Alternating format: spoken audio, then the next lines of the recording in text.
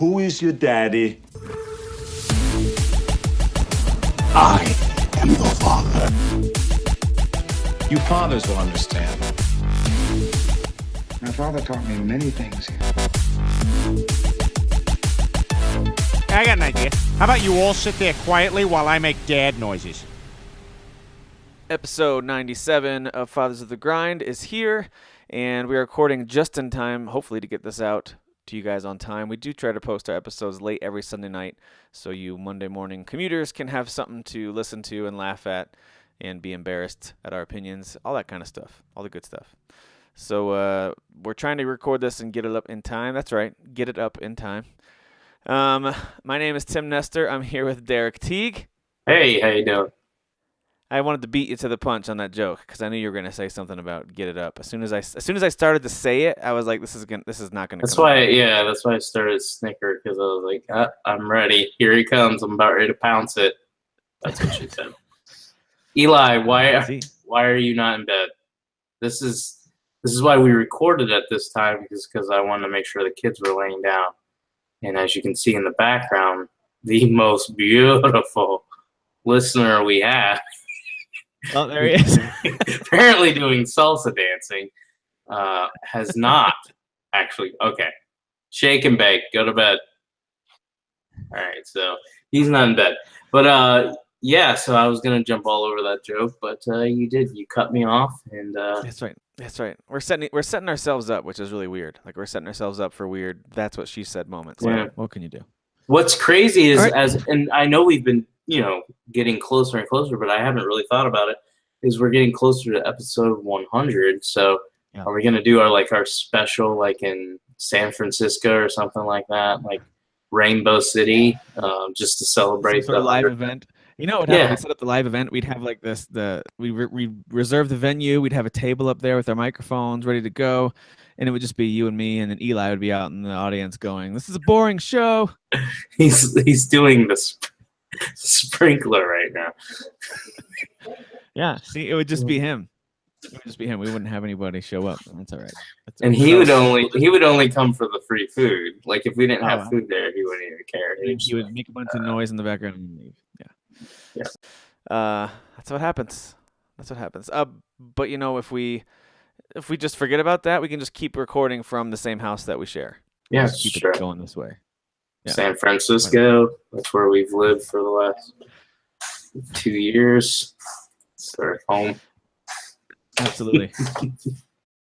All right, well, we are finishing out this weekend, and I've gotten some pretty decent gaming time in, so we'll talk a little bit about the major game I've been playing this weekend. That's the new Assassin's Creed Origins. Yeah. And it's really growing on me, but we'll talk about that in a little bit, because I did not have the best first impression of that game, but we'll talk about why, and we'll talk about what I'm thinking of it now, and spoiler alert, I think it is pretty great now. So, but we'll get to that. But before we do that, let's talk about stuff that we are playing. And I know that you kind of want to give us a quick update on the Xbox One X, your first week's experience with the system, some of the games you tried out on it, and just some of your first initial impressions and feedback that you want to give to us. So I'll let you take a few minutes and share the stuff you've been trying out with the new system and what you think overall about the new console. Yeah, I'll just quickly list off the games. I picked up the Xbox One X on Tuesday.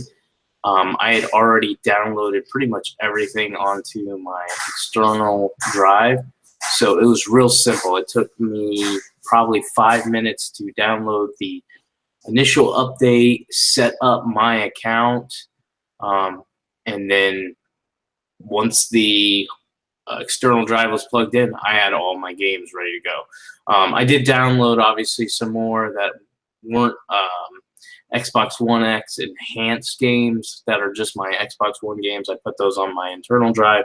But these games I'm going to talk about are pretty much the enhanced games that I picked up. So I had Call of Duty World War II, which I did start that the Friday it came out, which was the 3rd, just to kind of see it. I wanted to see what it was like.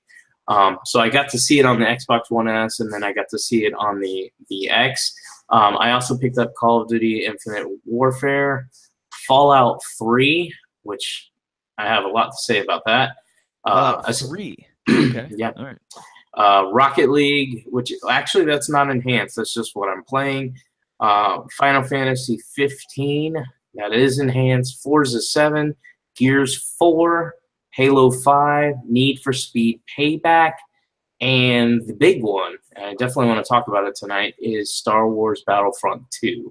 I played Well, the it's quite a combination of new and old you got that you've been playing. yeah, and like I said, I've been jumping from game to game. Some games I played 30 minutes just to see what they looked like, see how they ran, and then moved on. Some I've played 3-4 hours.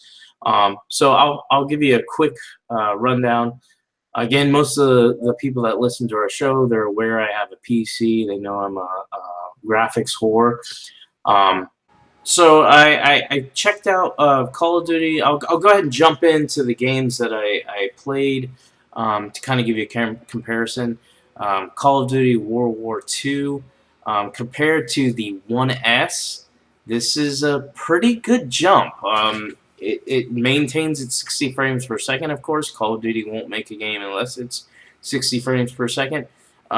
But it does use the dynamic 4K resolution, and it looks good. Can I say it looks better than the PS4 Pro? I can't because I don't have it. I did watch Digital Foundry that said it runs a little bit better on the Xbox One X. I've actually been doing Tim's research for him, and I keep checking Digital Foundry because I want them to say whether these games are performing better. So Call of Duty World War II is one of them that is performing a little bit better. I don't know if it's real significant, but it is a little bit better. From just a gameplay perspective and just the environment and stuff, what's it like for a Call of Duty game to be back in World War II? Last time we saw that was World at War, I believe. Yeah, so here's my feedback on the game. First of all, I want people to understand, while I like first-person shooters, I'm not I don't know. They're not my favorite style of game. Like, there's some that I really enjoyed, like Doom, and I love the Halo franchise, but they're not my favorite style of game. Which is funny, because BioShock is my favorite franchise. But that's more for the story. Call of Duty World War II, just like Battlefield 1, I like that they're going back to the old school style of war and roots for each one of those games and franchises. My major issue with these games, and again, and everybody should know this by now that listens to me, I judge a game based off of what they release. So I'm not knocking the game for this. I'm just speaking to you and our audience and what I would like. I'm really tired of the linear go from this checkpoint to this checkpoint and either kill waves of enemies with your gun or kill waves of enemies in like I don't know, like a tank or something like that. Like, they'll change it up a little bit, but it's something you've already done 1,000 times in all the other Call of Duty and Battlefield games. So I'm not knocking this game for it. It's formula, but if you're tired of that, then this is not going to do anything new. What I would like to see going forward is somebody take a risk.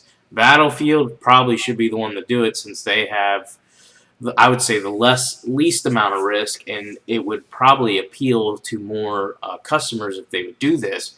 But one of them needs to make like an open world, open area type war where you're just a character in the war and you just go through it.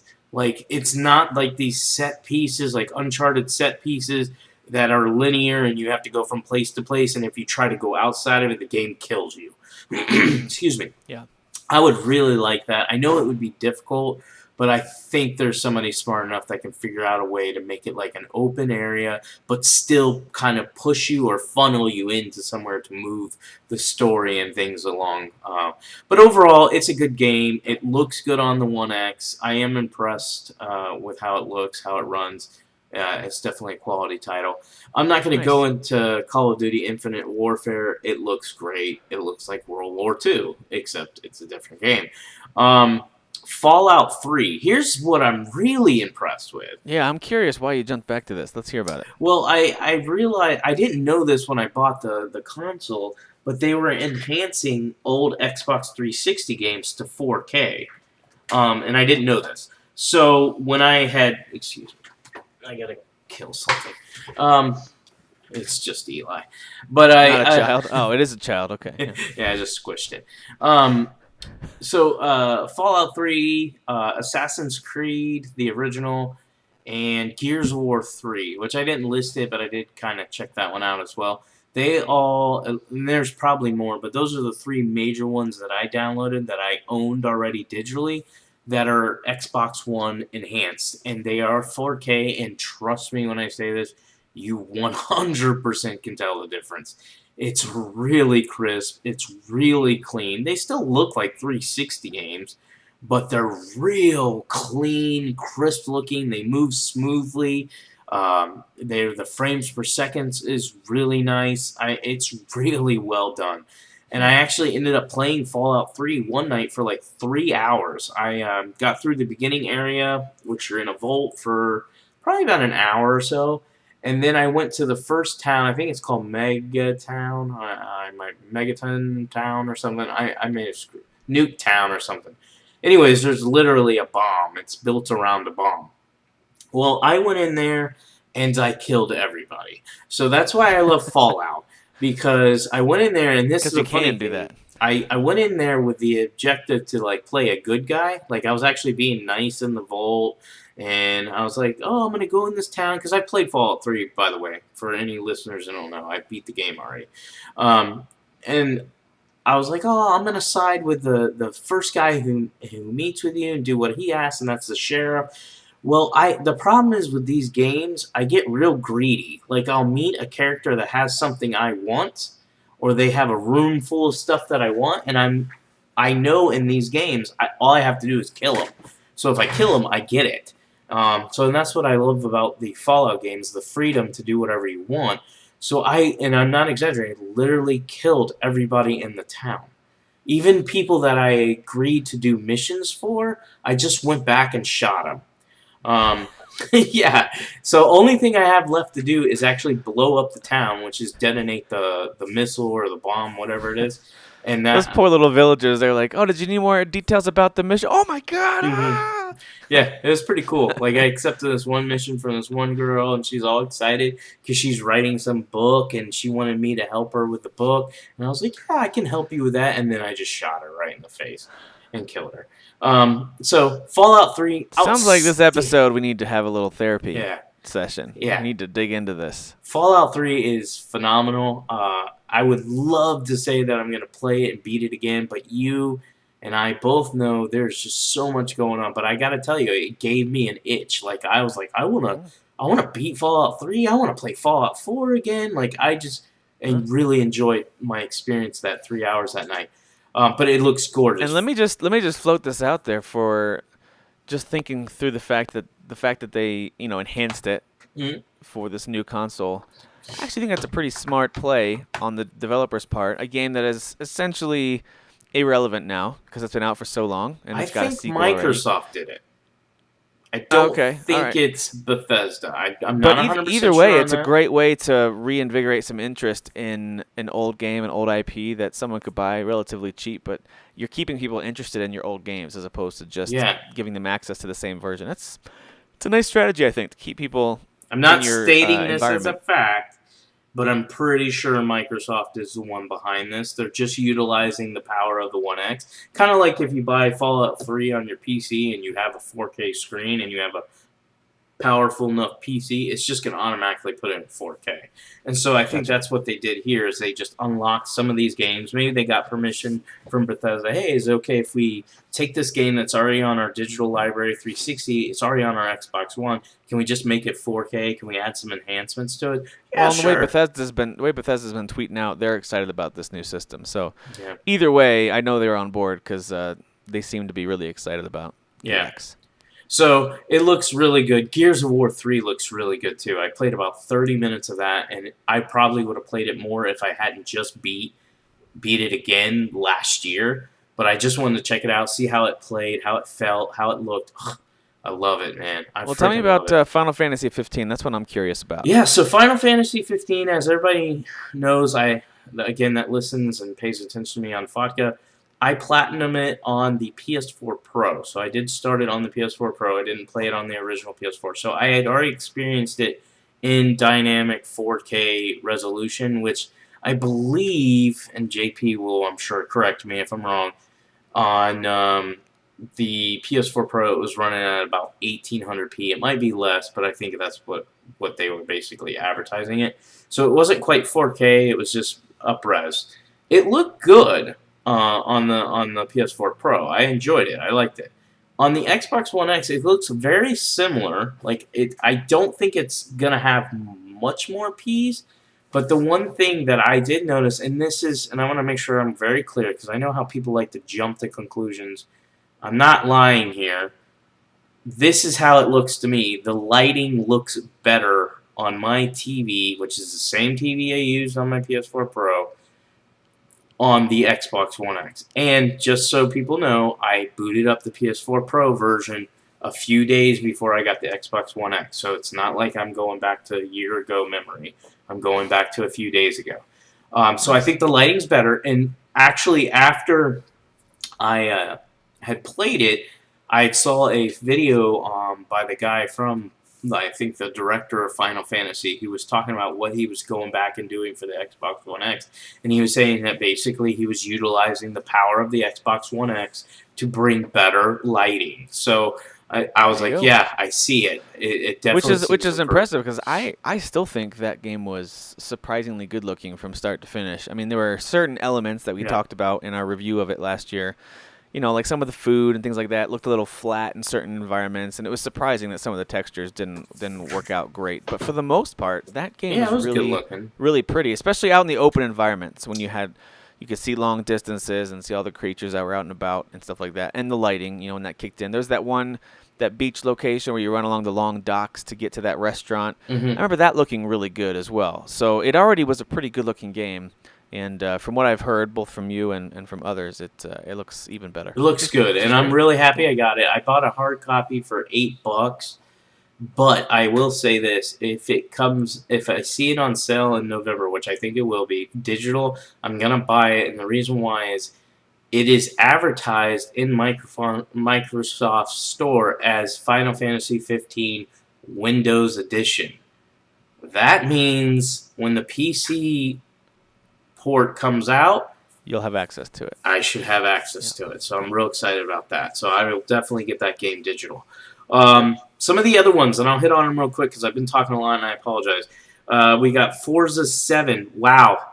The thing I want to mention here with Forza 7, again, I don't have all the stats. I've been watching a lot of Digital Foundry, but I watched it more on games that, I don't know, that I was more interested in finding out how they are doing, more like third-party stuff. I wanted to know, like, is the Xbox One X being utilized by third-party better than the PS4 Pro version? So far, all the games I've checked in on, it is. Like, Assassin's Creed Origin is running at, they said they use the number 50% better than the PS4 Pro when it comes to Ps, so your resolution. Meaning that most of the time it's hitting close to 1800Ps, whereas the PS4 Pro is running at 1400Ps. Why they say 50%, I don't know, but they are smarter than me.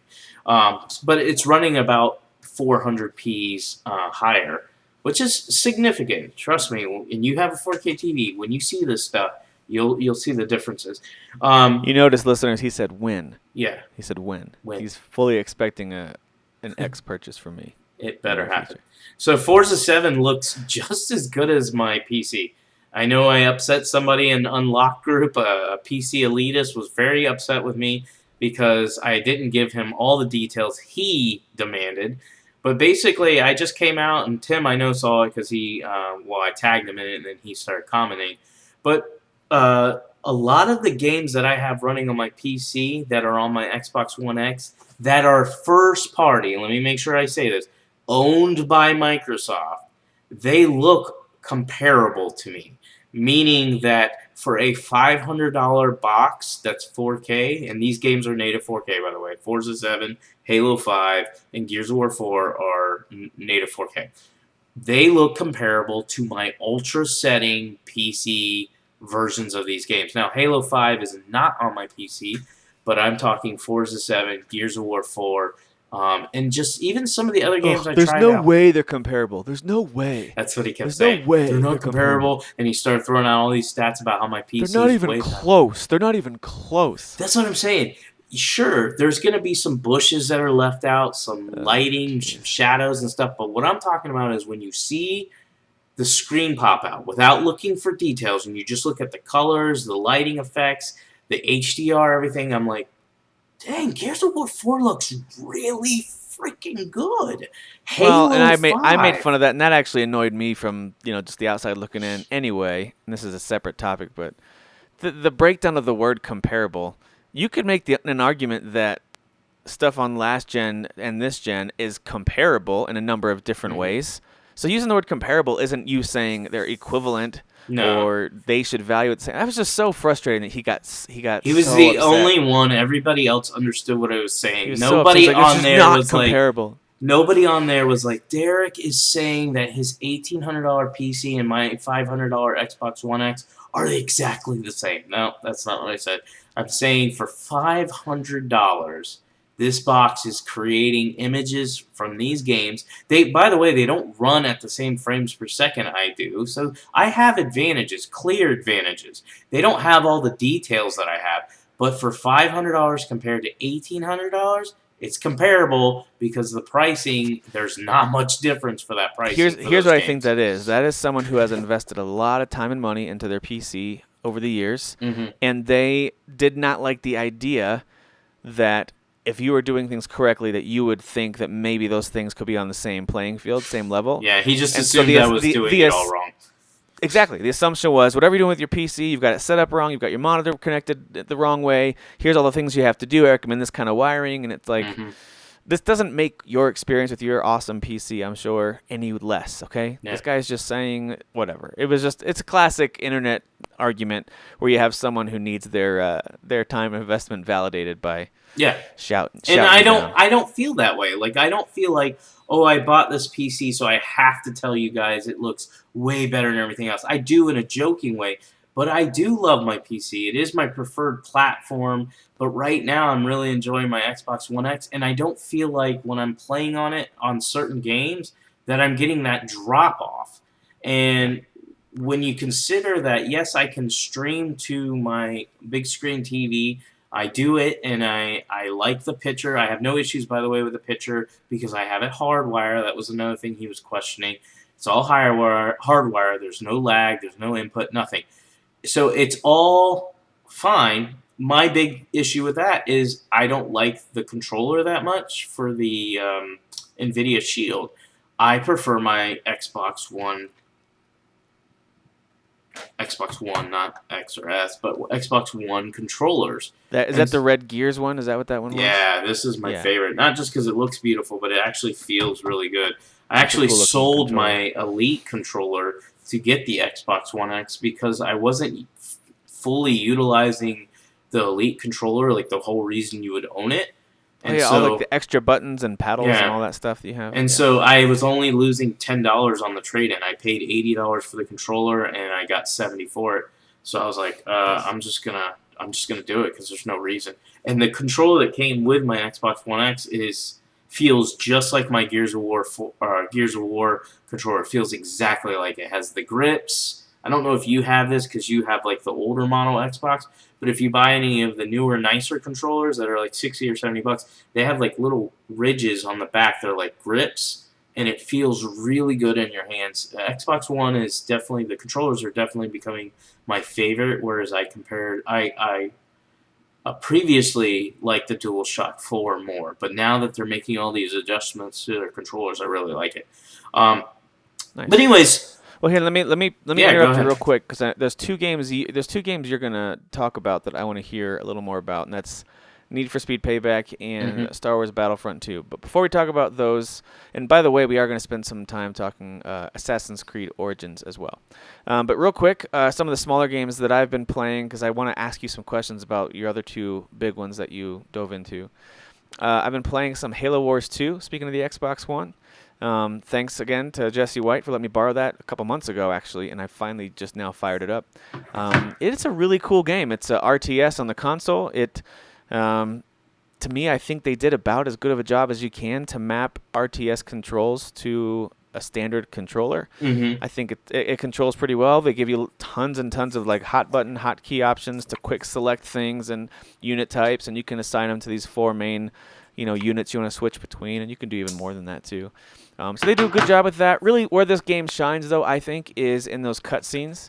I forget the name of the company off the top of my head who makes these, but they're really well known, and they do a great job with these. I think they're the ones that did the Halo 2 remastered cutscenes as well, so they're really, really like popular with Microsoft. They did such a good job. It's very detailed. The faces, the animations, the voices, it all just looks and sounds really great. So they did a great job with that, I think, and I think they do a pretty decent job of establishing a couple of characters and then throwing you in. You're controlling the whole army or unit, but you do kind of have one hero type character who's. Is it fun to play? Like, I plan to get it, and again, this is another one I'll probably get on a digital Black Friday sale. But is it fun to play? I'm not a big RTS guy, but I'm not anti them, especially if I can use a controller and it actually be done right. But is it like a fun game to play, or is it more just like, well, I feel like I have to play this because Jesse gave it to me? So I've played about 4 missions. I'm in the 5th mission, and I think it is fun. Okay. Like right now, I gave it a preliminary score right now, right in the 8.0 type range. Okay, that's not bad. I like it a lot. The only shortcomings are really just my personal preference on the RTS is really best experienced on a PC, in my opinion. So if you're going to get this game, I think having a mouse to very quickly select and then scroll around is the way to go. That's just my personal opinion. That's just my history with these kind of games. Mm-hmm. One of my favorite RTS series was Dawn of War, that Warhammer series, kind of set way in the future. And I liked that a lot. This does kind of remind me of that. It's very straightforward and simplified. You have 2 main resources, and they give you very simple and easy ways to set up the buildings you need to start generating that. And I'm really glad they don't spend too much time on, all right, build your resources, and then stockpile all those so you can start building up your base. They move that along pretty quickly. And before you know it, you've got a nice, strong fire base, and you can upgrade it. You got turrets everywhere. You got your units ready to go, and then you send them out into the field to fight. They do have an interesting triangle combat system that I wanted to highlight real quick. Not so different from Fire Emblem. So in Fire Emblem, if you have a spear user, they beat sword, sword beats axe, axe beats spear. Then they've got other combinations there too, of course. But that triangle system makes that game kind of unique and makes the combat stand out. Well, Halo Wars 2, and maybe the first one too, does something similar where your air troops can take your any kind of flying ships can take out your vehicles. Your vehicles take out your infantry. Your infantry have the leg up on all your flying vehicles. So it's a nice triangle system there too. So it's good to have a nice combined unit set as you go out to do some sort of assault, and then whatever enemies are on the front lines to defend, then you kind of send in the waves in an order that makes sense. So I felt like I had pretty good control over the battlefield. They do have an easy mode if you want to just cruise through, and it's still fun. They still put up a fight, but it is pretty easy. So I tried one of the battles on easy to see what it was like.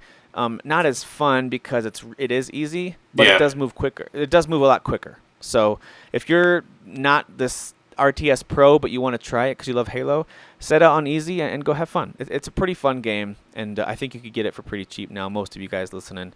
So if you're interested, and if you like Halo, if you like RTS games, go give it a shot. It does play fine on the console, although I think if I had my way, I would play it on PC. So there's one of the main ones I'm playing. Yeah, and if I buy it digital, I'll actually be able to play both, but I would probably end up, knowing me, playing it on the Xbox One X. Yeah, I mean, like I said, the controller configuration, I think, is smart enough that you can still enjoy it, have fun, be effective. My personal preference for RTS games is just the mouse controller, but I think they did about as good of a job as I've ever seen in a console RTS, and I've played a few of those. So. Good. Yeah, I'll definitely also get playing Assassin's Creed Origins. Won't talk about that yet. I finished Mario Odyssey. I know you finished that too recently. I've continued to play it here and there, adding some more moons and unlocking a ton of different outfits. And there's a lot of different challenges and new moons that open up in each world when you finish. There's lots of stuff to do. No, it's not like Mario 3D Land, where once you finish the 8 worlds, it kind of turns over on its head and there's an entire new 8 world. It's not like that, but there is still a ton to do. I'm up to like 400 moons now, and I still think it's fun to collect those. So I love that game. We'll I talk a think lot more it's an about that. outstanding game, and my daughter still plays it. I play it every once in a while, but I'm more focused. Well, you see my laundry list.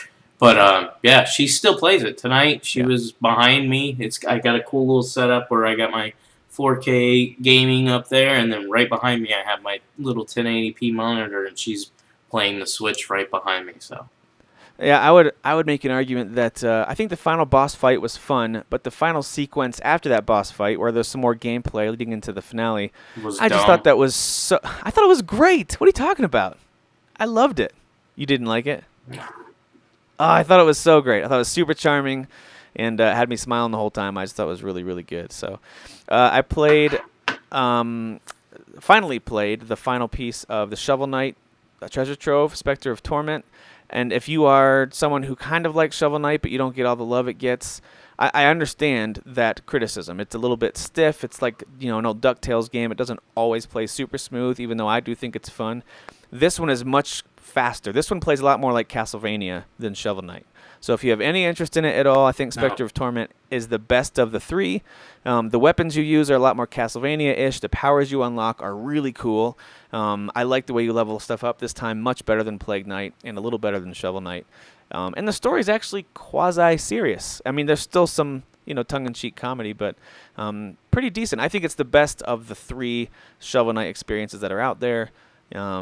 So I just thought I'd float that out there too. Finally played Spectre of Torment, and I really liked it. I gave that to me is right in that 8 to maybe low 8 point something range. Very, very good game. Very short. You can finish it in 4 or 5 hours. Pretty short. And yeah, that's really all that I've been playing recently. That's where I'll draw the line. But I just wanted to share a few of the games that I'm playing. You just wanted to cut me off because I was boring you. No. With all my 4K life. I have questions about Need for Speed Payback because I haven't bought a Need for Speed game since, I don't know, N64 days maybe, or PS1, something like that. It's been a long time, and the trailer for this, when they released it, looked really cool, like Fast and the Furious kind of a thing. Yeah. So tell me a little bit about Need for Speed Payback. Of course, the experience on the Xbox One X, but more specifically, the game itself. Tell me about this game. All right, so I'm going to cover that one, and then I'll get into Star Wars Battlefront II as well. But before I do that, I just want to mention this is the last one. I think one of the most legit-looking games on the Xbox One X is definitely Halo 5. I want to replay that game because of how gorgeous it looks. So it's 60 frames per second, native 4K. Again, probably not ultra settings if I had a PC copy of it, but it's probably, I would say it's probably like medium settings as far as details go. It's very, very beautiful. Very, very beautiful, and it runs very smooth. As far as Need for Speed Payback, I actually had this game pre-ordered. By the way, guys, the reason I'm playing Star Wars and all that stuff is because I have EA Access. So that gave me access to Need for Speed Payback and Star Wars Battlefront II early. Need for Speed Payback, I was like you. I do like Need for Speed games, so I usually buy them. I actually had pre-ordered this one. EA Access actually kind of worked against itself because I ended up canceling my pre-order. And by the way, I want to throw this out there. You can call me an Xbot. Don't care. They deserve credit for this. I buy a lot of digital games, and for a while, Tim and I were buying a lot of games on the PS4, and I got screwed multiple times with pre-ordering games and then going, oh, I'd rather get it later, or I'd rather buy it on the Xbox or PC or something. And so I would try to cancel my pre-orders, and Sony would decline me. Microsoft does not decline me every single time. If it's a pre-order and I cancel it before the game comes out, they will do it. And they did it with Need for Speed the day before the game came out. So it wasn't even like, well, you need to give us a 2-week notice. They were like, oh, the game comes out tomorrow? Okay, we can cancel it today. So it's interesting the way that the customer friendliness swings when one company is not in the lead. I feel like when Sony was losing, all of a sudden they became super gamer friendly and everything was a lot smoother, and then of course everything turned on its head. So anyway, it's interesting to watch those waves of customer friendliness come and go for both companies. Yeah, and then their reward system with Xbox is way better. So I've already gotten like $20 back for some of the games I bought, so I'm loving it. But anyway, so Need for Speed Payback, it's pretty fun. Here's why I canceled my pre-order, though. It's like the trailer kind of makes you feel it's going to be, your Fast and the Furious type game. The reason I wanted this game is I thought it might be that Fast and the Furious like story plot, which I guess it kind of does. Yeah. But my issue with it is I thought it was going to be kind of like open world, like Most Wanted on the 360, combined with Fast and the Furious type story. And then here's the big part that I really wanted: Burnout type wrecks, where you can basically knock into other cars and cause them to explode and go crazy and have all those cool crashing effects. I didn't really get that with this game. With Need for Speed Payback, the story is, well, I guess you have to expect it to be cheesy, but it has really annoying characters. Like, everybody knows I'm a woman hater, but the worst character in this freaking game is the woman. I'm really getting sick and tired of all these. It's the same character for a woman. Make dumb white and dumb black guy, either dumb or silly, and then make strong, independent, and it's usually a white woman. And that's what we got with this one. Like, she just runs her mouth, and she's just kind of a badass, and I was like, you're really just annoying. And then the other two characters weren't that great either. So I wasn't like hooked with the story at all, with the characters. So did you get your invitation yet to speak at the National Feminist Convention this winter? They love me. They absolutely love me. So I'll be there speaking, and I'll let you guys know when exactly I'm on. I'm looking forward to that. Yeah. So they I can't wait for the Q&A session. That's going to be my favorite. So they can egg me and throw like vaginas at me. Mr. Teague, some of the things you said offended me, and I have some questions. Yeah. I don't think they'll say it like that. Overall, the story wasn't that great. The look of the game in 4K is okay. Forza 7, and of course I would expect, I'm not unrealistic, Forza 7 looks way better, but here's the thing. Here's a more comparable game. Forza Horizon 3, which is also an open world game, and I've seen it in 4K, looks way better than this game. Okay. Like, it's way more I was going to say, detailed. because Forza 7 and Need for Speed Payback seem like they're trying to do very different things. They are. Yes, they both have cars, and but you they're very can definitely tell with Forza 7, because Forza 7 is probably one of the most gorgeous games I've ever seen. But, like, Need for Speed just kind of looks like I know they took a year off, but it looks like they needed more time to make it cleaner and make it a little bit prettier. It's not ugly, but it just doesn't look that great. I think it's honestly, I think it's summer EA's game for 2018, huh? Whatever. I think it's EA's engine. I think the only games that look really good on it are first-person shooters. All the other games just don't look that great. Interesting. And then, like I said, the biggest letdown for me personally was it doesn't have the open world like Most Wanted when it comes to chases and stuff. Like, in Most Wanted on the 360, which was the first game I ever played on my Xbox 360, the cool part about it is you could be doing a mission or whatever, and then a cop could see you, and then you have to get away from these cops, and you have the entire world to get away from them.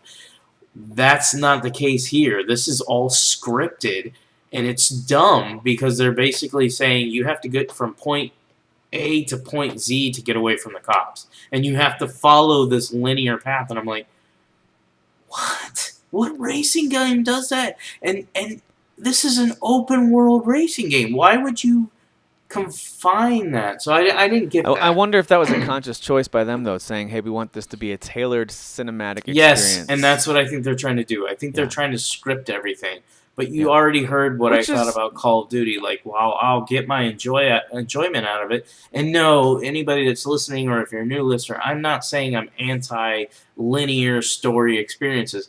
I'm anti, if you have an open world game already, why the hell are you limiting the best part of the game? Like, my favorite part of Need for Speed games is getting away from the cops. And that's why I love Need for Speed Rivals, is you had this open area, open world, and you had to get away from the cops, and you could do whatever it takes to get away from them. And this game is getting away from that, I think, for the story purposes. So Okay. overall, I like it. I am going to buy it. I'm just not going to pay $54 for it. I already saw it's going to be on sale on Black Friday for $35. I guarantee you Microsoft's going to have it on part of one of their like holiday sales. And when it drops, you'll hear that I bought it. So I will buy it. I will play it. It's just not right now. I've got too much on my plate. Well, then what about the other major EA release from this fall? What about Star Wars Battlefront 2? All right, so let's talk about Battlefront 2. I do not know. Did you buy this one? Yes, I bought it on the Xbox One X. Okay. Absolutely stunning. Absolutely stunning. One of the best looking games I've ever seen. That includes PC. This game is crazy good looking. I played the first 3 missions of the campaign. It's pretty solid. I'm not going to overhype it. It's not bad, but it's not amazing right now. But I will say I like the lead character. She's good. I know you didn't like her during her whatever she did, like that show. I just didn't EA. I just didn't like the conference presentation. Yeah, but you didn't like in-game how stuff. Yeah, all the in-game stuff I've seen looks pretty good. Yeah, she's really good. I like the story so far. I like the potential of where it could go. I think it plays pretty good. It looks fantastic. I don't have the stats. I don't know how it compares to the Pro, but I have to imagine it's running pretty darn close to native 4K. It's comparable. That's what you're saying. Yeah, it's not native 4K for sure, but it's got to be pretty close. And I'm guessing it's running 60 frames per second because that's what it feels like to me. Nice. But it plays wonderful. I played some online as well. Did not do very well, which I actually am not bad at the Star Wars games. Like I played Battlefront, the last one, and I actually consistently had good stats. But this one I feel lost. I'm like out in this open area and I'm running, and as soon as I get into a spot, I get shot, and I'm like, who killed me?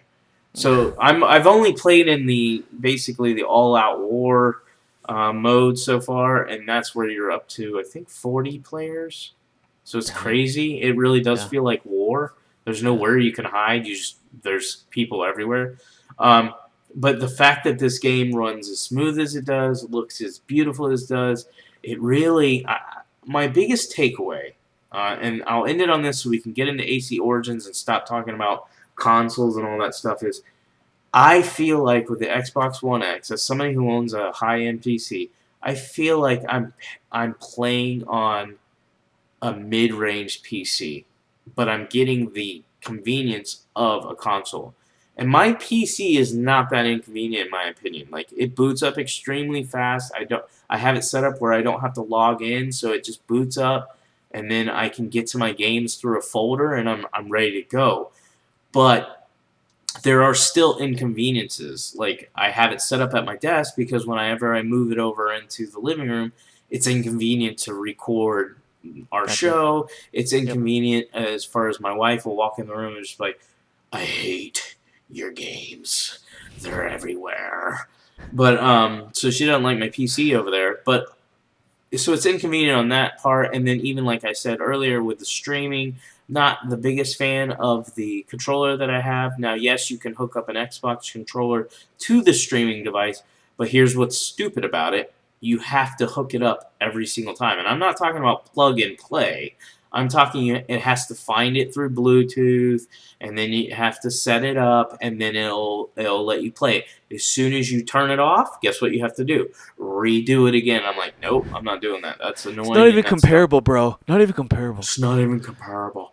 So, I'm not a big fan of that. But, if there's a game I really want to play, I'll do it if I have to. But the Xbox One X gives me that convenience of in the living room. My kids can use it all the time. That's another reason why I bought it, is they are loving FIFA 18 on it. That was another game that we played that's Xbox One X Enhanced. It's native 4K. Looks gorgeous. But it makes me feel like I'm playing a PC without any of the crap that you would have to deal with, like drivers and stuff like that. Again, you lose some of the benefits of PC. You don't get ultra settings. You don't get all that type of stuff. You're going to lose some of that. You have to make some compromises.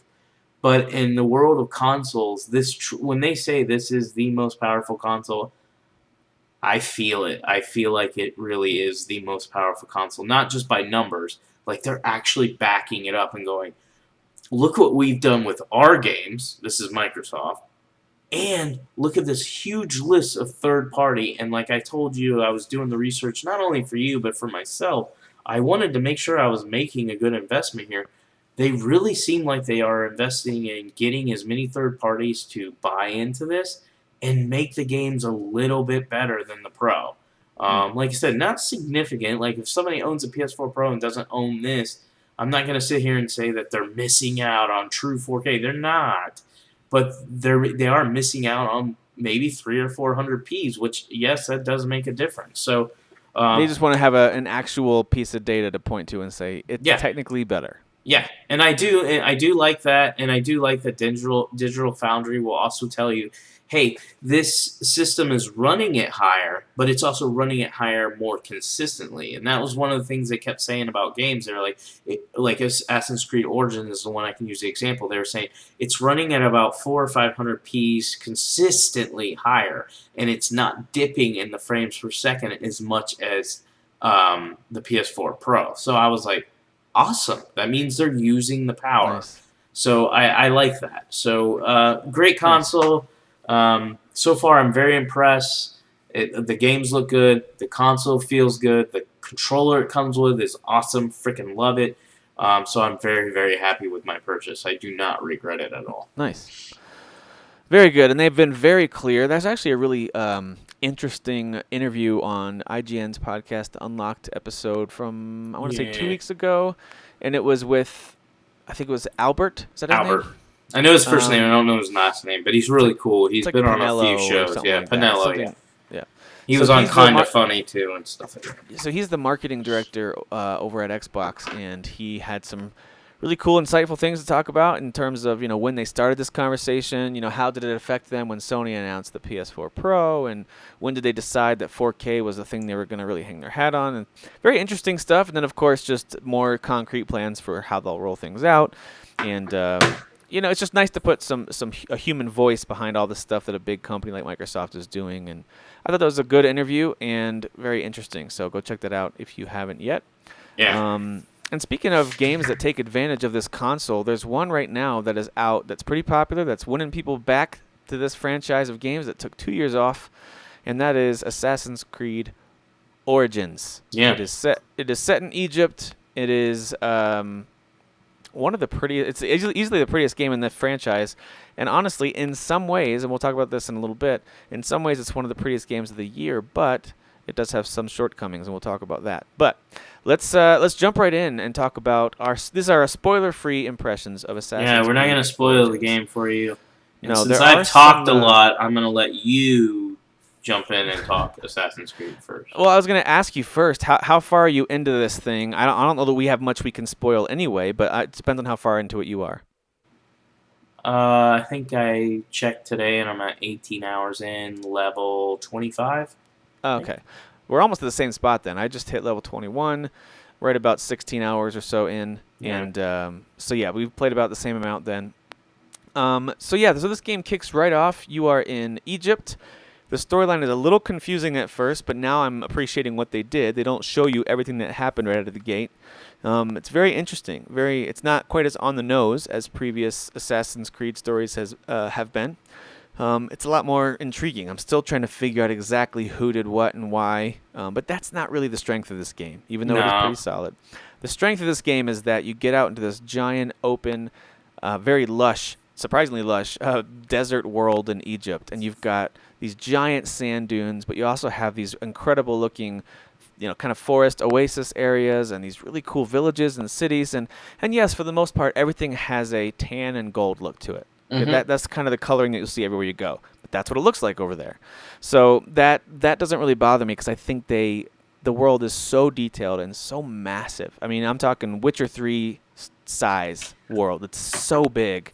And there's tons to do. Everywhere you look, it's not really riddled with question marks like The Witcher 3 is, but they do have those. There are some question marks of areas to discover. And then, of course, there's side missions galore. There's some online-related stuff that you can go do right now. There's a major, I think it's actually over tonight. There's a big community event where you fight against a certain, god from Egyptian mythology. Which I think is really cool. I'm not doing it because I'm not high enough level, but yeah. I still think it's cool. Yeah, it's very cool, and that gives me hope for that's idea of an end game, right, with this thing, because it seems like there's going to be a lot to do. Well, let's jump right in first with how it looks, because there's a lot to talk about with the way that Ubisoft decided to kind of overhaul what we think about Assassin's Creed in terms of the RPG and combat elements. But we'll get to that shortly. First, let's just talk about how it looks. Okay. From my perspective, I've got a standard PS4. I do have the I do have the HDR thing activated with that update that came out within the first week, and it looks great on my TV. It doesn't look perfect though. I certainly get some performance issues when I'm really out in the open and lots of things are happening. I can tell that the system chugs a tiny bit. For the most part, frame rate's pretty great, but I've noticed some chugging here and there because again, I've got an older system, and I still think that it is a few steps behind some of the more modern games in terms of the facial detail. It actually reminded me more of like Mass Effect Andromeda, where it's good, but just not quite to the level of some others that are out there. So the lip syncing isn't quite right, and just the faces still look video gamey. And it makes you really appreciate what games like Hellblade or Horizon Zero Dawn were able to do this year, because I thought that those faces looked a lot more real, whereas... And Uncharted, of course, the Uncharted games. But this one, I think, has a lot of strengths. The draw distance, the views are breathtaking. I think the water looks great when you actually jump in the water and go underwater. The water physics, I think, are probably better than I've ever seen them. They look really great.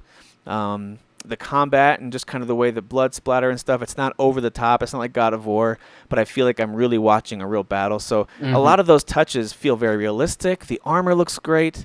But when it comes to characters, as you go from NPC to NPC, they all look like kind of the same dopes that you're talking to. So they didn't put a lot of time in those things. Yeah, so it really comes down to the character face details and really the hair details too that I don't love.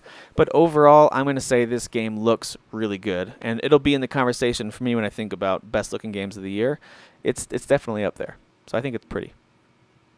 Well, I don't play on standard trash, so I bought this game on.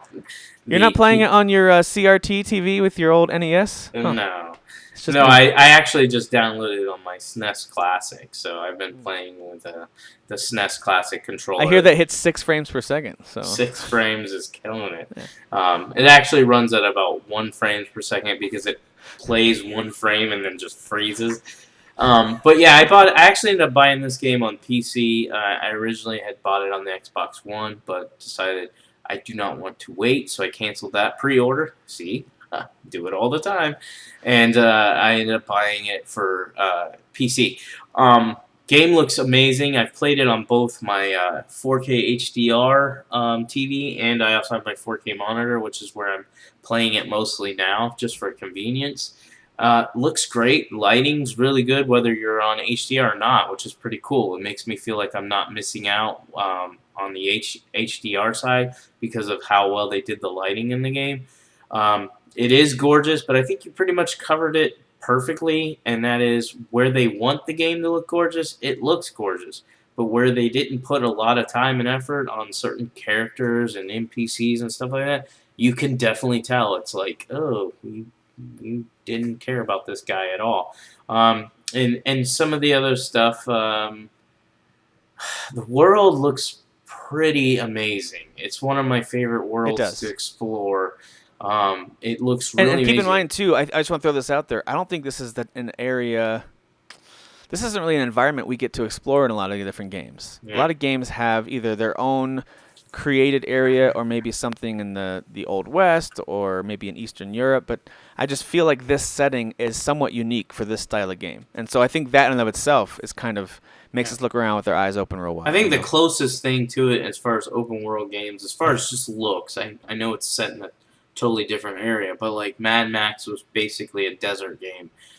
This is a lot of desert, but I think what's really cool is, and like you said, they have purposely said, well, we're not going to just make the entire game a desert. They have nice little lush forest areas, and they have nice built-up cities. So they've done a really good job of making this game look beautiful, feel really alive. There's tons of animals and creatures around. There's tons of NPCs and animals and throughout the cities. Like, everything feels alive. It feels like they spent 4 years on this game, which they did. Absolutely. So it's definitely a beautiful game, and it's definitely built with a lot of thought into how they built this world to make it Can we just talk about those hippos for a second? Those things are terrifying, man. Those things, they do not mess around. Yeah, I did like one mission where you have to like find the body of one of these people, and there's a bunch of hippos around that are just killing all these people. There's dead bodies everywhere, and they were aggressively coming after me. But yeah, they're kind of scary. They're like these big fat babies that come running at you with their mouth open, and they just kind of try to slice you with their big giant teeth, and it's kind of terrifying. They're not at all friendly. Which is, I wanted to mention this. One thing I've noticed in the standard PS4 version, speaking of visuals, some of the animations, both for the humans and for the animals, they don't flow super smoothly in this version. Now, maybe in the X or the PC version, it's flowing a lot more smoothly. No, I would agree. There are some of it's choppy. Yeah, like some animations are very choppy, and it doesn't. I don't think it's a frame rate thing. No, I think it's not just, a frame rate. It's how there's it's a lot animated. happening, and the animal, for example, is reacting to what you do, and so I don't expect it to always be perfect. I can't imagine what that must be like to try to develop that, because there's so many things you could do, and that could also be going on in the environment. And so I don't expect all the animations, everything to be perfect, but it's been noticeable. I have noticed that a few times. Yeah, even though it's a good-looking game and the frames per second aren't an issue, the way everything's animated isn't always as clean. I mean, obviously, your character, what is his name, Bayek, yeah. He's animated fine. Like, he doesn't, to me, have any, like, arm here, now it's here. Like, it goes through, and you see his swings. But other characters, other animals, it's very like kind of choppy in their movement and stuff like that. Yeah, I would agree. Oh, I did want to mention corners one of the thing. world that the textures just weren't really given much detail. So a few corners of the world, but that I accidentally fell down between a house and a wall or whatever it was. And I'm not glitching through the wall or anything. I just noticed certain textures almost just weren't finished because they weren't going to be presented to most players. And I understand all of that. There's one scene where I was sneaking through a cave to this underground entrance to a fortress, and there was a bunch of dead bodies down there, and a bunch of them were like charred black, but they looked really bad. Like even their hands, they just looked very pixelated. Again, just not very detailed. The idea is that you're just going to walk right by all these things, and I happened to look down to see if there was something to loot or whatever, and I was like, man, that looks not very well detailed. So there's a few of those moments here and there that catch my attention that I don't. I'm not expecting it to be perfect. Witcher 3 had its problems and flaws, and so did all these other games that we love. But it's worth mentioning that although it's a beautiful game, there are certainly some details that were just kind of left because there's lots of other things happening. Yeah. Yeah. What I was gonna say, speaking of worlds and stuff, and I forgot to put it in my huge list of games.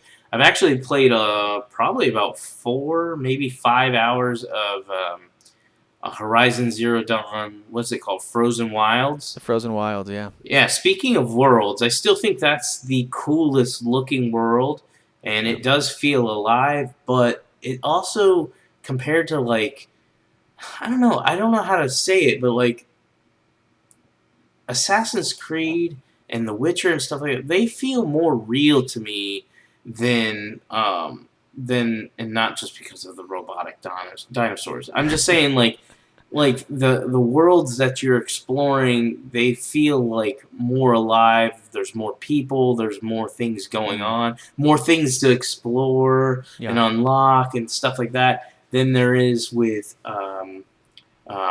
Horizon Zero Dawn, which feels they're like also a little bit grittier, which helps. But you're right. I mean, Horizon is essentially there's not many humans left. There's lots of these robot dinosaurs left, and so there's not a ton of people there or creatures there, right? There's there's not. What I was gonna say, it's almost like the way Horizon Zero Dawn is built is here's this open world, but we really made this game kind of linear, meaning like they don't give you any reason to explore the world except for these dumbass collectibles, and that's the whole reason I don't have a platinum is because I refuse to go just to an area just to grab a collectible. It's so dumb.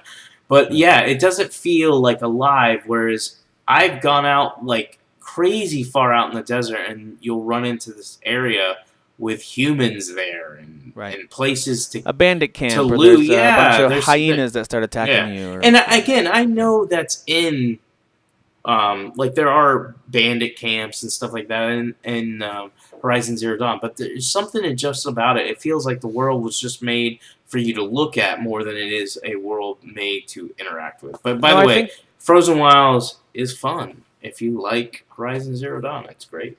Okay, so I did buy that, but I don't see it on my start menu. Do I just have to? And I updated the main game. Do I just have to open up the main game and it's in there? Is that how it's a mission in the main game? You have to actually either go talk to somebody, which is what I did, or you can just go to the area. Like you would have to know where it is on the map because the game's not going to tell you, oh, go here. You actually have to go either talk to a character who then tells you about this area that unlocks the mission, or you actually just go there on your own because you know where it's at, and then it'll unlock the DLC. So the way they did it, real quick, and then we'll jump back into Assassin's Creed Origin, is I thought they did a pretty good job. They unlock all these new things for your character, which, by the way, this is funny.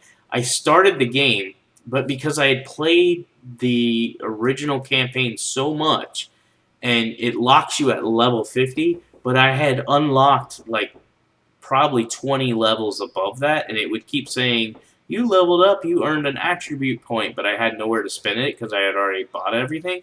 When I loaded this up, you have 2 new rows of attributes that you can unlock. Guess what I did in the first 5 seconds? I unlocked every single attribute.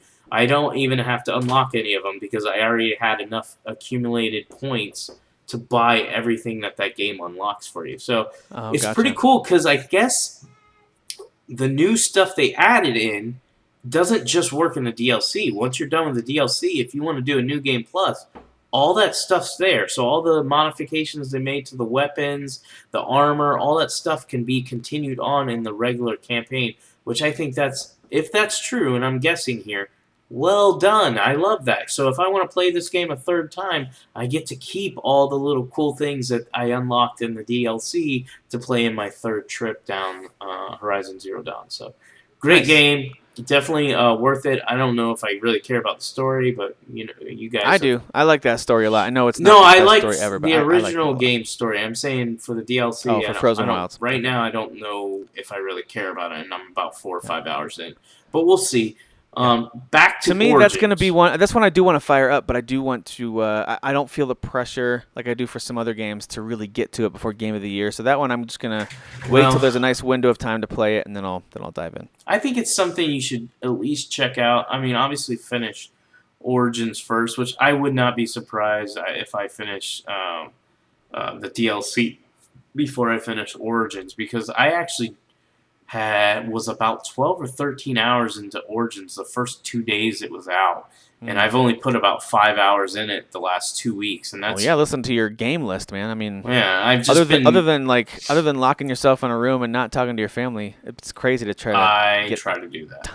All those games. Yeah, so but let's get back to AC, because one of the things that you brought up that was an interesting comparison to me is The Witcher 3.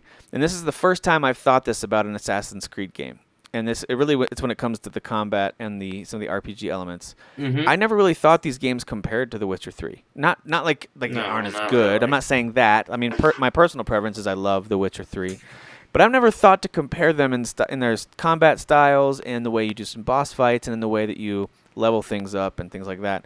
And now I'm starting to change my mind a little bit. It actually is, to me, to me, Horizon Zero Dawn was a step closer to the RPG elements of Witcher 3 than Assassin's Creed.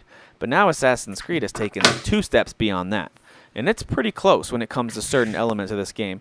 One of the reasons why I don't think I'll try any other open world kind of action RPGs until I finish this one is the controls are very unique. And right now I'm in a nice rhythm of the R1 button is my light attack, R2 is my heavy attack, square is to dodge, and circle while you're holding the L1 button to hold up your shield, circle is to parry. And so you've got these different elements that are happening that I'm now accustomed to. If I go back to a standard, light attack is square, strong attack is triangle type of a setup, I feel like I'm just going to mess myself back up again. So the control scheme is something that we should address really quickly. It feels like Dark Souls. It feels like the developers played Bloodborne and played Dark Souls and thought, we want to move this direction a little bit, but give it our own unique spin. You think that's fair to say? Like they really wanted to give it a Souls vibe to some of the combat? Yeah, which is part of why I thought I would really like the combat. And I kind of don't because they didn't really nail it. But I do like, from the control standpoint, I do like the R1, R2 because I am used to that. Because I do play Bloodborne and Dark Souls a lot. So I do like that. I do like the fact that they are trying to make the one-on-one combat system definitely better than they've ever done it. My issue with the game comes from this game throws a lot of multiple enemies at you, and switching from enemy to enemy when you're targeting is not really well done, implemented very well. Even the swinging of your sword and stuff like that is kind of stupid. Like, I'll go into a swinging animation, but it always gets cut off by something, and I'm like, oh my gosh, this is so frustrating because you're getting hit by like 9 other people. So a lot of times I've had to just turn locking off whenever I'm fighting multiple enemies, at a group, and just swing because I'm like, well, I'll just hit something. And because you do swing in a wide arc, especially if you're using a spear. A spear is a great one for a group of people, I've discovered, because you do so many swinging and like long distance jabs. Yeah. So that does help a lot. I like the usage of the shield. Again, nod to the Souls games that do that really well. I do like that a lot. The dodge is helpful, but not nearly as useful as something like in The Witcher 3, where I found dodge and roll to be essential to survival. Here, it's nice to have at times, but really it's all about timing your swing, like you said, so you don't get interrupted by an enemy's swing. I've run into a few enemies now that even when I try to overpower their shield, even when you can do an overpower move that you charge up, even that's not working, and they're able to counter. That's one thing I feel like is missing from the combat, is any sort of counter. There is a parry, like I said, to use your shield and hit circle with the right timing. You can knock their sword aside and have a few swings at them. But there's not a true counter that feels satisfying, like I'm used to from Assassin's Creed. I'm not saying I want it to be instant kills, right? Old school Assassin's Creed was you just wait for the little signal and you hit the button and you could just kill guys left and right real fast. Part of me liked that because it looked cool, but it was never truly satisfying because it was too easy. What I really like is a game like Shadow of War and Shadow of Mordor, when that counter system, or like the Batman games or Mad Max, I wanted something a little closer to that, where it's not super easy, but it certainly gives you that element of control over the combat. And I do feel like in Assassin's Creed Origins, I do get overwhelmed relatively easily. That's why you have to stealth for a certain chunk of it, or you have to try to isolate your fights to certain sections. Because if you draw too much attention, you will get overwhelmed by all the enemies, and it's going to be hard to fight your way out of it. It is a much tougher game in general. I don't think I've ever died this many times in an Assassin's Creed game. I still have some issues with trying to jump over something, but then he kind of runs up the wall to the left or right a little bit. Sometimes that still happens. That was never a big deal for me, but it's still there a little bit. Yeah. So some of the traversal stuff is just, it's just okay. I like riding on the camels and the horses, all that works fine. Controlling for as realistic as the game can look at times, controlling the carts and the chariots, to me, seems incredibly arcadey and unrealistic. I was going to say it's very gamey. It's real bad, but it doesn't mean it's not fun, because once you get the hang of it, it's not bad. It's not like unfun to play. It's just not good. It's not well done. The way you steer these 2 horses or these 2 giant fat oxes as you're turning them, they just turn really quickly, like you're steering a little go-kart. It's just weird. It's a little strange. So my issue with the combat, real quick, is I feel like they were trying, like they made it so obvious that they were trying to take from like Dark Souls and well, really Dark Souls, but then they didn't commit to it. And I'm not saying like I agree. they were gonna be able to pull Dark Souls off like Dark Souls can do it, because a game like this might help people appreciate how well they do the Souls combat. But my issue is and you were talking about it, you're like, well, you have the ability to parry or dodge and stuff like that.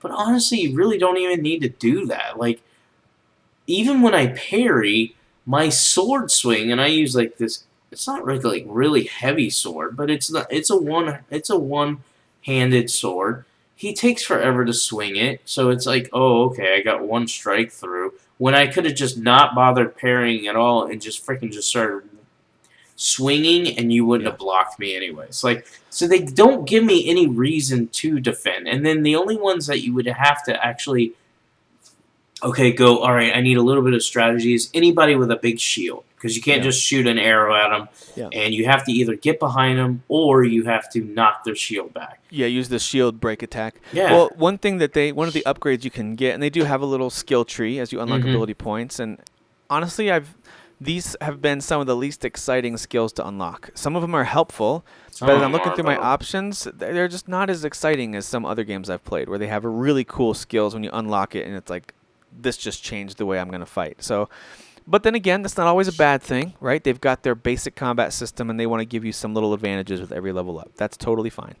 But so one of the things that I recently unlocked with the battling is being able to have an additional combo swing. So when you're doing a light attack, you can only hit, I think it's 3, maybe 4 times, and then you're open for them to start countering back, and you have to kind of get out of the way and then try again. So you can unlock an additional piece in the combo set. There's some other things you can unlock that don't let you be interrupted quite as easily. So they let you improve that. I just feel like some of those things would have been better built into the original combat system. It's not bad by any stretch. I think you're going to have more fun with this combat system than most other AC games. Most of you who like the Assassin's Creed games. It'll take an adjustment, but it is fun. And I'm not knocking it that it's terrible, but I think what they should have done is gotten rid of the whole skill.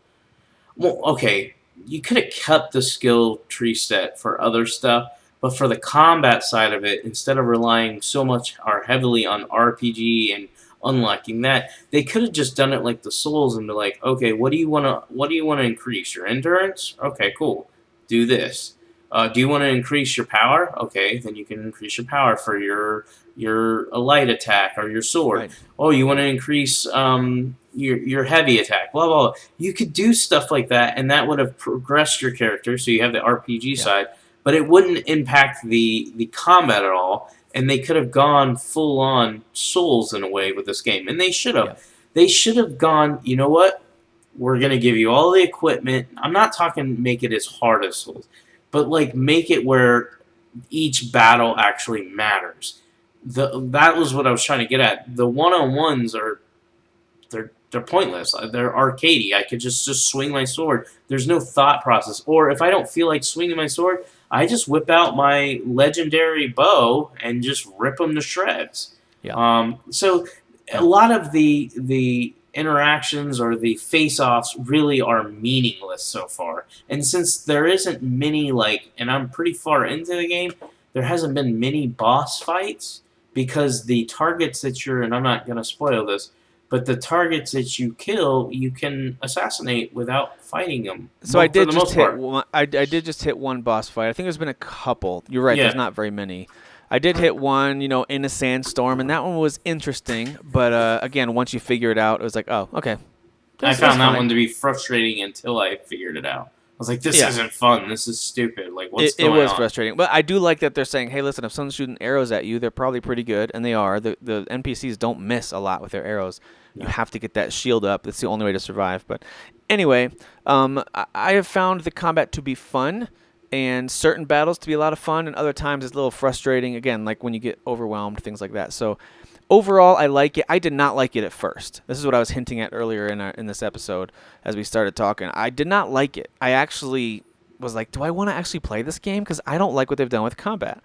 But again, as I played it a little bit, I was enjoying the world and exploration so much. Then I got used to the combat, and then I started to discover a few tactics here and there, ways to more quickly dispatch the enemies, the ways to use your strong attack to knock their shield away, and then quick attack. And I was starting to enjoy it a little more. I actually tried the spear a little bit. I tried the dual wield a little bit, and I started to understand the way they've created these weapons with some intricacy. And that's one other thing I want to talk about is the gear. I think they've done a great job with the gear in this game. You have a wide variety of weapons you can use. They even give you a variety of shields. You can have these smaller round shields. They're going to be better for certain types of defense versus the larger, kind of cumbersome but more protective shields. And all of them increase your stats or your HP or the damage that you do. Some of them are slow, like giant maces and giant axes, and some of them are quick, like these small blades. And they're really cool. I think that the weapons look really neat. They do have a very standard, common, rare, legendary type of a ranking. And you go to a blacksmith, you can sell off stuff you don't need, you can buy new weapons, you can upgrade. Let's say you've got this legendary bow that you really like, but now you're 10 levels ahead of it, but you still want to use it. You can pay quite a bit of money, but you can pay to have that same bow upgraded to your level. So then it now has the stats that you would need to be successful at your level. So they've done some cool things, I think, with the gear, including some outfits and things like that you can buy. Previous Assassin's Creed games took some stabs at this, but for the most part, it was a very straightforward gear-up system. There's like 4 options, and one of them's the strongest. Pick that one. So they never really dug into it like this one does. This one really seems to dig into the numbers a lot more. So I feel like this is much more of an RPG a la Witcher 3 compared to previous AC games. And for the most part, that's been a good thing. I've enjoyed it. I don't want to say too much about the story. I'll say this. It's much, much less about the modern day stuff, although they do include some of that, so far at least, and much more about this individual's revenge story. And so like the Nate Bacons of the world out there, you'll love it because of the revenge aspect to it. But it is really good. No, let me take that back. It is good. Yeah. And now that I've learned a little more about the story, I'm interested, but it's not super unique. So far, I haven't really encountered much that I haven't seen in previous AC games or potentially like a Hitman game. Pretty standard stuff where you're trying to take down this entire order, as they're calling it in this. And they haven't really talked about the Assassins or the Templars yet. I don't think they're there yet. Origins. I'm assuming this is how it all gets started or, whatever. Yeah. So I'm looking forward to see how this pays off in the end of the story. But all that being said, the story is decent and a decent enough reason to keep going forward. But really, it's all about the open world to explore, to ride around, like Derek said, just ride out into the desert and see what you can find, jump in a river and get attacked by some crocodiles. It's pretty fun. It's a pretty fun game. Yeah, overall, it's probably going to land pretty high in my top 10. But that being said, I actually liked it a lot more in the beginning than I do now. Some of the things I liked a lot, and I still like it for this reason, is I like the RPG. I like the loot.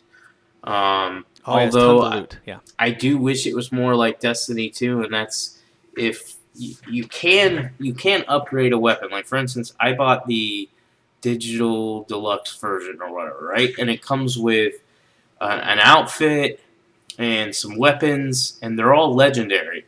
And so I wanted to keep those. Now, it's a lower level legendary, so you actually would have to level them up for them to be OP or effective as you level up in the game and move forward into the story. So I was doing that. I was using the same weapon, same everything, because one of the reasons I liked it is I have my little snake outfit, and all my weapons and everything had poison effect on it. So I really, really liked that because I felt like I was doing good damage and poisoning and killing. I would create like a cloud of poison, and so each enemy that would come into that cloud, they would like start throwing up, and then I would just hit them and they'd die. So I like all that. I just think they fell short with the combat. They were like, oh, we don't have really good combat. Dark Souls does, so let's borrow from them, but we don't want to be Dark Souls because if we become Dark Souls, we become really hard, and then we eliminate what they really want to be, and that's, a big AAA mainstream. They want it to be something that's very approachable, right? Yeah, so they got to make it approachable. They can't push people away because of difficulty. So they didn't didn't go all in on that. So for me, and I'm not trying to be a snob, that kind of hurt it because I was like, oh, it just doesn't feel good. And then the combat forced me to actually want to do stealth. So I find the stealth to be more satisfying when I'm able to take down like a high-powered enemy by just one-shotting them. I enjoy that more than accidentally running into them and like, oh, I gotta fight you now. This is annoying, you know. So that's kind of the only con I have. I like the world. I like the characters. So far, the story's okay. The combat's okay. I love the RPG. I'll definitely finish the game. I definitely think it's a beautiful game. I think it's worthy of somewhere in my top 10. It's not going to be the game of the year. I'm not going to hype it up like that. It might be one of the best Assassin's Creed I've ever played. I will say this, but this is more because I liked the story and the world more and the characters more, and I liked Syndicate so far more. I like London, though. Keep that in mind. I liked Bloodborne because of the setting. So I like Syndicate so far more than I like Assassin's Creed Origins, although I appreciate what they've done with Origins more than what they did with Syndicate as far as the RPG and stuff like that. Well, and the thing that I wanted to point out, too, is there's not a ton of climbing in this game. So if you loved the Assassin's Creed where you climb up to these incredible heights and then dive down, there's a few of those, right? There's a few towers. Yeah. I just got to the top of my first pyramid recently, and that was cool. And then sliding down that. So those are pretty neat moments. But, again, nothing like you'll have in the City of London or in some of the other previous games where you could really climb up super high. It's relatively flat overall. The world is. It's massive, lots to experience. There's still lots of climbing. You just don't have that sense of, wow, I am really high up right now. So just thought and Unity had a ton of climbing as well with the massive cathedrals and things like that where you just got to insane heights in some of those games. But this one doesn't quite have that. Doesn't really detract from it. But just something to keep in mind if that, for some reason, is something you loved about this game. So I highly recommend it. I do think it's going to be one of those games that goes on sale, if not this Black Friday, then shortly thereafter. So if you're holding out and It'll you're definitely be on sale. and you're not in a big hurry, then just hang on. It's still going to be a lot of fun. It's a great single-player experience. It's not something that I would say you must rush out and buy today, like I would say that about Mario Odyssey or Horizon. You know, some of those games that I would say you got to go buy this right away. This one's not quite in that category, but I do think it is very, very worth your time. So I think it's kind of falling in that same place of Shadow of War where I really like it, but I don't love it as much as the Elite games that came out this year. Which Shadow of War, Mass Effect Andromeda, and Assassin's Creed Origins are all in that same bucket for me. Very fun. I recommend them, but they don't quite hit that top tier. And that's okay. They're still fun. Andromeda's way higher on my list. Well, you're ridiculous. All right, well, that wraps it up for us tonight. I'm going to see if I can edit this thing and get it up to most of you on time. That's right, get it up on time. And that's it. That's our scoop on Assassin's Creed. Next week, I'm not sure what we're going to dive into yet, but I do know we are going to talk about microtransactions sometime in the next few weeks. Hopefully, I'll have time to do some research there. Otherwise, we'll be talking more about stuff we're playing as we get ready for Game of the Year. And we do have some pretty fun stuff planned for our Game of the Year episodes. So yeah, it'll be fun. If you're on the fence about the 1X, get off the fence. If you got the money, go get it. It's really good. Trust me. Yeah, if you didn't just have to buy a new fridge like I did, then go buy it immediately. Who needs a fridge? Seriously, though. Does your fridge have 4K graphics? No, it doesn't. It has the highest resolution taste available. It's a terrible resolution. All right, that's it for this week. We'll see you guys next time. Who is your daddy? I am the father. You fathers will understand. My father taught me many things. I got an idea. How about you all sit there quietly while I make dad noises?